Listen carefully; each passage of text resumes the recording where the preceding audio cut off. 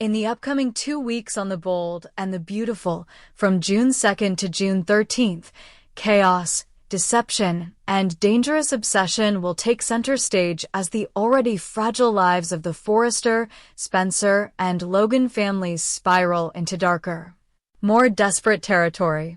With Ridge Forrester inadvertently stepping into situations that only add fuel to the fire, Steffy Forrester finds herself locked in a battle for her safety, her sanity, and possibly her life. And while Liam Spencer faces a harrowing decision about his future, Luna Nozawa edges closer and closer to becoming the most dangerous threat the Forresters have faced in years. The week beginning June 2nd kicks off with escalating tension at the Cliff House, where Luna once again arrives uninvited, igniting another explosive confrontation with Steffy. Luna's growing instability becomes impossible to ignore, and when Finn walks in on the scene, he immediately steps in to protect his wife. He doesn't hesitate. He throws Luna out. But rather than being humbled or deterred, Luna's obsession only deepens. She sees Finn's protective instincts not as a rejection, but as a challenge, another reason Steffy must be removed from the picture. This dangerous fixation isn't lost on Sheila Sharp, who's been watching Luna with increasing concern. Sheila may be a villain herself, but even she sees the warning signs. She confesses to Deacon Sharp that she's been secretly trying to bond with Luna behind the scenes, hoping to guide her away from the path she's now clearly heading down. But Luna, as it turns out, isn't looking for a guide. She's looking for vengeance. Sheila then confronts Poppy Nozawa, Luna's mother, urging her to step in and prevent her daughter from spiraling out of control. Sheila fears that Luna is mentally unraveling and might hurt Steffy. The urgency is real. But Poppy, torn between motherly instinct and denial, hesitates. She doesn't want to believe Luna is capable of something violent. That hesitation might cost Steffy everything. Behind the scenes, Luna takes a terrifying step forward in her plan. She acquires a gun, and with her obsession now turned dangerous, the threat to Steffy becomes all too real. Luna doesn't care who gets in her way, she wants Steffy gone. Her mind is made up, and she's willing to do whatever it takes. Meanwhile, Bill Spencer becomes aware of Luna's behavior and steps in, trying to redirect her before she goes too far. Luna leans on Bill, perhaps trying to manipulate him, perhaps genuinely seeking help. But Bill is no fool. He may indulge her to get information, but he's not blind to her instability. He uses what influence he has to urge her to back off, not just for Steffy's sake, but also to protect his son Will Spencer, who has started a budding relationship with Electra Forrester. Ridge Forrester, unaware of the growing danger, walks in on Will and Electra in a tender moment at the office, catching them mid-kiss. It's an awkward interruption, but Ridge doesn't let it pass quietly. He expresses concern, not just about their relationship, but more pressingly about Luna. He issues a clear warning. Everyone needs to be on high alert. Luna isn't just acting out anymore, she's a ticking time bomb. As the second week begins on June 9th, the emotional weight of Liam Spencer's private battle comes to light. He confides in Dr. Grace Buckingham, telling her he's made his decision, he's refusing further treatment. Despite the chemotherapy and radiation being his only lifeline, Liam decides he doesn't want to prolong the inevitable. He's watched others suffer through the slow, painful decline. He doesn't want that for himself, and he especially doesn't want that for his daughters. It's a deeply personal and heart-wrenching choice. Dr. Buckingham pleads with him to reconsider, but Liam is resolute. His focus now is on making the most of the time he has left, not clinging to a future that's slipping away no matter what. That decision sets the stage for a potential heroic sacrifice, one that could change everything. Back in the world of glittering romance and fragile alliances, Brooke Logan is preparing for a grand celebration. the engagement party for her daughter Hope Logan and Carter Walton. She wants everything to be perfect. She wants this love to work out, to be real, and to last, unlike so many others. But as she throws herself into party planning, her own heart is cracking again. Ridge is still emotionally tethered to Taylor Hayes.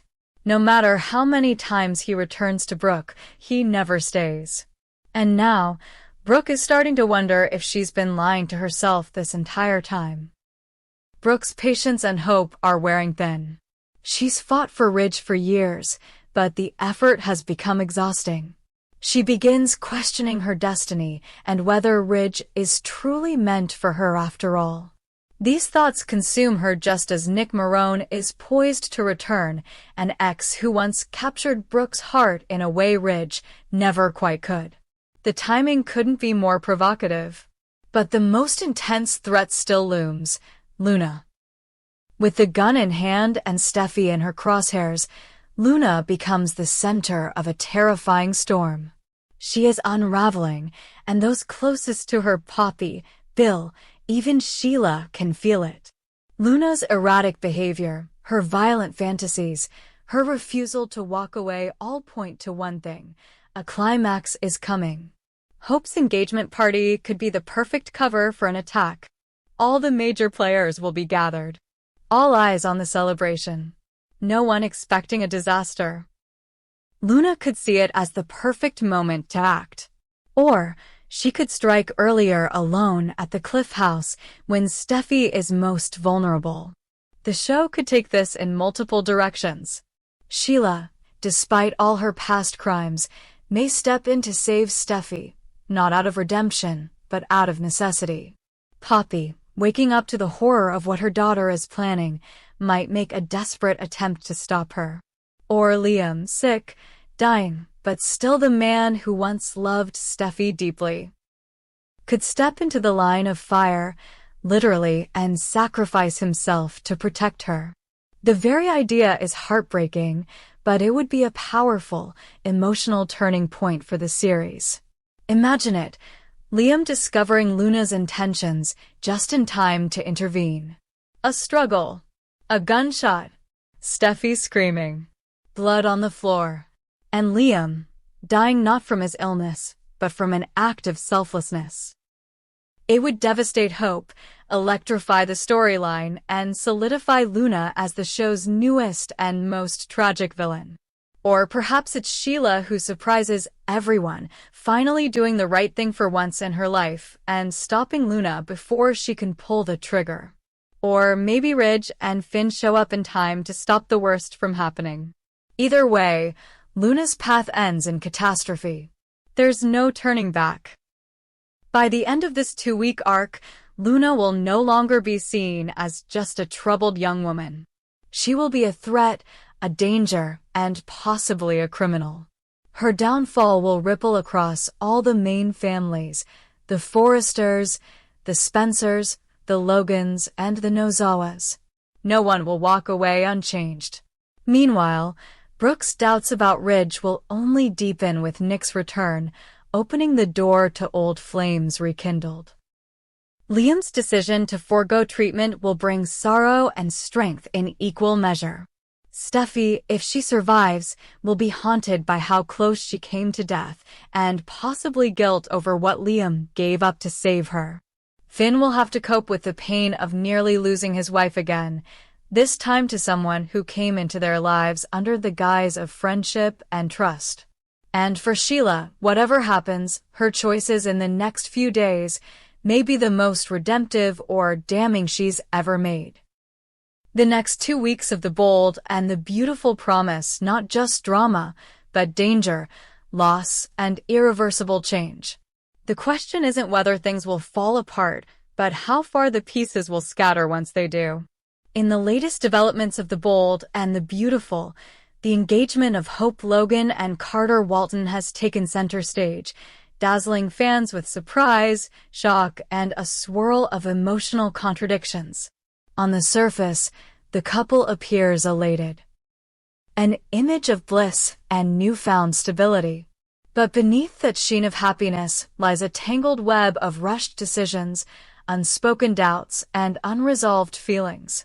Their fast-paced reunion and even faster engagement leave a trail of red flags too bold to ignore, and speculation about the ultimate outcome of their relationship is mounting by the hour. Hope Logan is a woman who has been through the emotional ringer, heartbreak, betrayal, and the exhausting carousel of complicated relationships. Carter Walton, charming, earnest, and dependable on paper, has also earned a notorious reputation for engagements that never make it to the altar. So when Carter proposed to Hope, just moments after they reconciled, viewers were left with more questions than congratulations.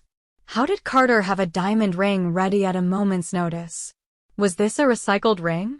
Did it once belong to Maya Avant, or perhaps to Paris Buckingham? Was it a leftover token from a past, failed engagement, one of many? Hope's initial reaction said everything. She was stunned, visibly off balance, not the giddy bride-to-be one might expect. She told Carter she needed to be careful. That hesitation wasn't just about timing, it hinted at a deeper uncertainty. Carter, however, pushed forward with persuasive sincerity. After a string of reassurances and heartfelt promises, he managed to win her tentative yes. But even that acceptance felt more like a compromise than a commitment. The urgency of the engagement, sparked in the wake of Liam Spencer's brain cancer diagnosis, feels less like a celebration of love and more like an emotional reaction to grief and fear. Hope insists that Liam's illness made her realize she doesn't want to waste time being away from someone who loves her. But that rationale, while understandable, doesn't equate to a solid foundation for a lifelong partnership. Hope cares about Carter, but caring isn't the same as being in love. And that distinction may prove devastating as the wedding day approaches. Hope's history complicates everything. Her past with Thomas Forrester still looms large. When she rejected his proposal, Thomas walked away for good, leaving a void that Hope may still carry. Losing Carter, especially if he's seen as the only emotional anchor amid Liam's decline, might feel too painful to risk. Add to that the memory of how Carter's past weddings have unraveled.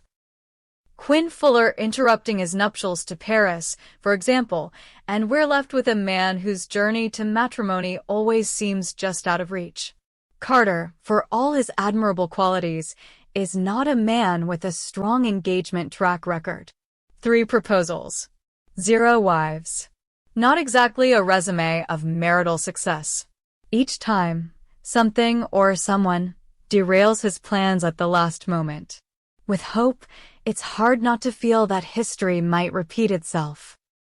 Carter may mean well, but intentions can't outrun unresolved issues, and Hope's inner conflict is palpable.